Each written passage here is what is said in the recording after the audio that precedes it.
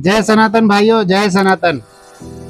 हम बार बार बात करने लगे हैं अभी मेवाड़ की, मेवाड़ के राज परिवार की, और अभी जो विश्वराज का जो राज तिलक हुआ है उसकी। देखिए भाइयों, पूरे भारत में सनातन के आदर्श के रूप में कार्य करने वाले दो राजघराने रहे। एक तो इंदौर का राजघराना, जिसने संपूर्ण भारत से अंग्रेजों को बाहर खदेड़ने के लिए पहला प्रयास किया था। माना कि राजपूतों को धोखा मिला, चित्तौड़ राज परिवार का भी उन्हें धोखा मिला, कामयाब नहीं हुए। लेकिन पहला 1818 तक भारत के स्वतंत्र महाराजा या महाराजा उसे कहते हैं जो राजाओं का राजा हो, यानी समस्त राजपूताना के राजाओं के राजा मालवा के धनगर होलकर थे। अब दूसरी बात आती है चित्तौड़ का राज परिवार। भाइयों, ये नूरा कुश्ती हो रही है ना, ये कोई धर्म की रक्षा के लिए नहीं हो रही है।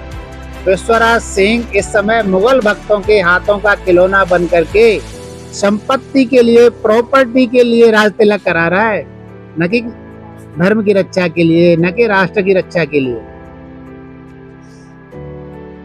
कायदे से, व्यवहारिक रूप से असली हकदार कौन है? लच्छराज ही है, क्योंकि उसमें ताकत है मुगल भक्तों को मुगल भक्त कहने की।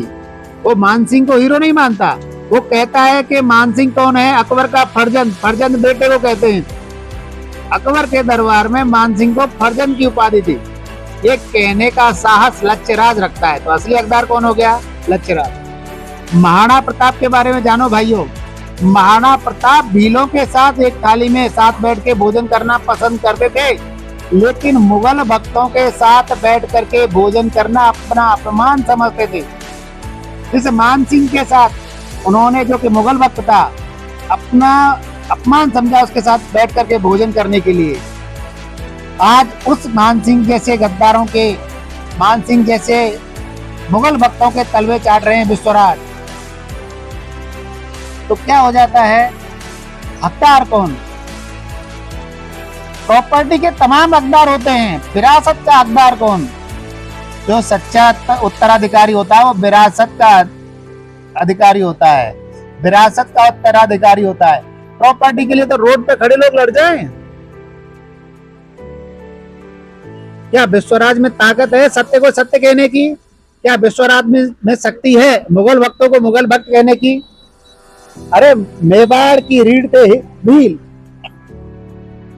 क्या भीलों को मान दे सकते हैं विश्वराज जो लच्छराज दे सकते हैं? क्या विश्वराज में इतनी ताकत है जो मेवाड़ करता है कि सनातन में जो लोग आते हैं उनका स्वागत करने की? 1920-21 तक मेवाड़ का कार्य रहा है कि आगरा और दिल्ली के बीच 4 लाख मुसलमानों को हिंदू बनाया गया। उनका विरोध करने वाले मुगल भक्त थे। याद रखिए, सनातन धर्म और राष्ट्र के सबसे बड़े गद्दार मुगल भक्त हैं। ये सनातनियों से नफरत करते हैं और विदेशी आक्रांताओं से मोहब्बत करते हैं। और लच्छराज इनके साथी नहीं है, इनका विरोधी है, और विश्वराज इनका साथी है। तो बताओ, मेवाड़ का अधिकारी विश्वराज कैसे हो सकता है?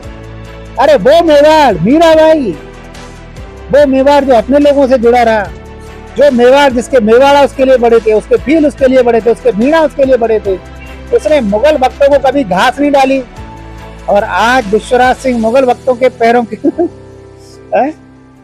में नमन करने वाले, उनके साथ चलने वाले, उनके झूठे इतिहास पे वीरों की छतरी की मोहर लगाने वाले चित्तौड़ के कभी अच्छे उत्तराधिकारी या सच्चे उत्तराधिकारी नहीं हो सकते।